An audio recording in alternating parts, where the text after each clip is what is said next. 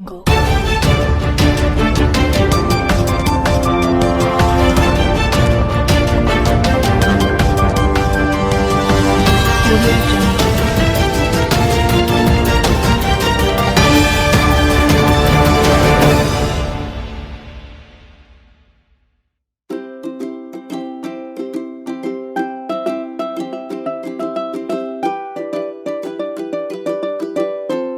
नमस्कार। आज की प्रेस हमने प्रेस नोट भी देखा और उनकी वीडियो भी देखने में आई और देख के बहुत ही दुख और मन बहुत विचलित हुआ। अभी तक हमें लग रहा था कि आम आदमी पार्टी के कुछ एमएलए जिनको समझ नहीं है वही जनता के आगे झूठ बोल रहे हैं, मगर दिल्ली के एजुकेशन मिनिस्टर जो फेक और बोगस डॉक्यूमेंट्स लेकर जो दिल्ली नगर निगम के कच्चे चिट्ठों की बात कर रहे थे, उससे हमें ज्ञान हुआ कि एजुकेशन मिनिस्टर भी शायद उनको भी नहीं पता या उनको भी गुमराह किया गया या वो जनता को गुमराह कर रहे हैं। क्या है, पेपर के ऊपर वो फिगर कहीं एग्जिस्ट ही नहीं करते। और मैं आपके माध्यम से मनीष सिसोदिया जी को और उनके एमएलएस को भी इस मंच से खुला चैलेंज करता हूं कि आप हमें कहीं भी बुलाइए, जो भी आपने डॉक्यूमेंट कहे हैं वो साथ लाइए और हम भी डॉक्यूमेंट लेकर आएंगे। आप केवल दिल्ली सरकार की नाकामयाबी को छुपाने के लिए आप दिल्ली नगर निगम के खिलाफ आपने मोर्चा बांधा हुआ है, क्योंकि दिल्ली की जनता को आप केवल गुमराह करना चाहते हैं। इसलिए आप दिल्ली की जनता के साथ हर बात पे झूठ बोल रहे हैं। आपको मैं खुला चैलेंज देता हूं, आप हमें भी बुलाइए, हम अपनी टीम के साथ आएंगे, आप भी अपनी टीम के साथ आइए और ओपन आप हमें पेपर दिखाइए। अगर आपके पास डॉक्यूमेंट नहीं है तो कम से कम जनता को गुमराह मत कीजिए। आपके बस में, आपके पास डीटीसी है, दिल्ली जल बोर्ड है, आप बड़े भाई की तरह काम करेंगे। अगर एक छोटे भाई को कभी जरूरत पड़े आप हमें अनुदान देंगे। आपने अनुदान क्या देना था, आपने तो हमारा हिस्सा भी खा लिया। आपने 380 करोड़ रुपया जो हमारा बनता था, आपने 380 करोड़ हमारा बिल्कुल ही जो हमारे पास ड्यूज आने थे आपने वो भी कट कर दिए। 328 करोड़ 60 लाख रुपया, जिसमें आपने बीटीए में 145.70, यूडी सेक्टर में 45, एजुकेशन सेक्टर में 137 और टोटल मिलाकर 328.6 जो ऑन रिकॉर्ड है, और वो ऐसा रिकॉर्ड जो आपके पास भी है।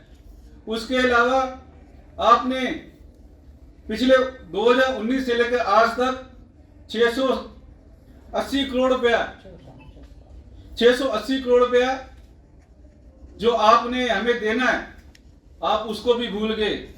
अभी तो हम 13,000 करोड़ रुपए की बात नहीं कर रहे जो निगम के ड्यूज है आपके ऊपर, क्योंकि आपका काम जनता की सेवा नहीं, आपका काम केवल राजनीति करना है।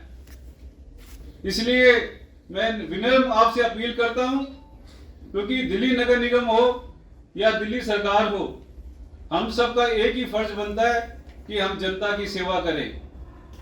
हमारा राजनीति में आने का एक ही पर्पस है कि जनता की समस्याओं का हल हो।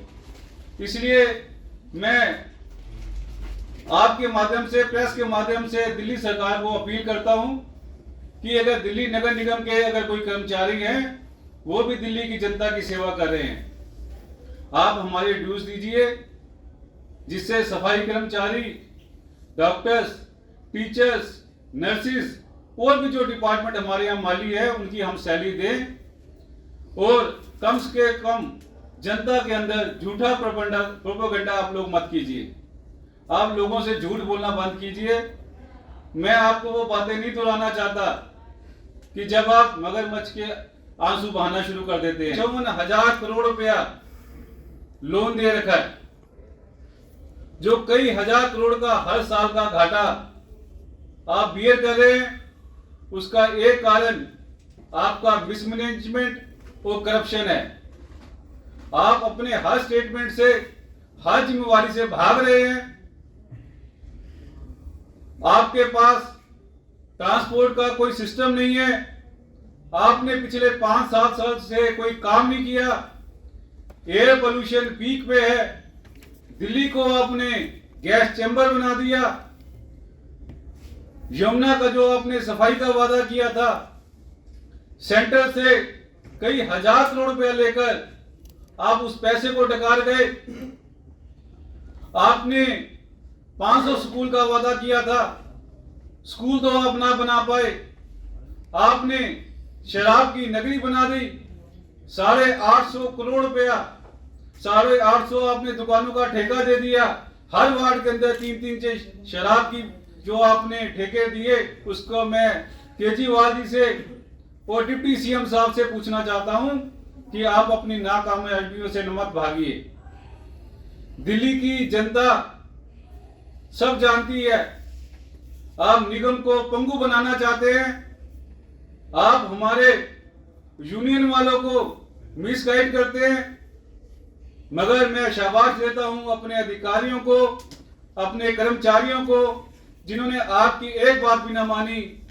और मैं सभी निगम पार्षदों को और सभी अधिकारियों को शाबाश देता हूं कि इतना हमारे पास फंड्स ना होने के बावजूद भी उत्तरी दिल्ली नगर निगम और बाकी निगम भी सुचारू रूप से काम कर रहे हैं। ये तो सर्वविदित बात है कि पीछे प्रेस कॉन्फ्रेंस भी हमने की थी।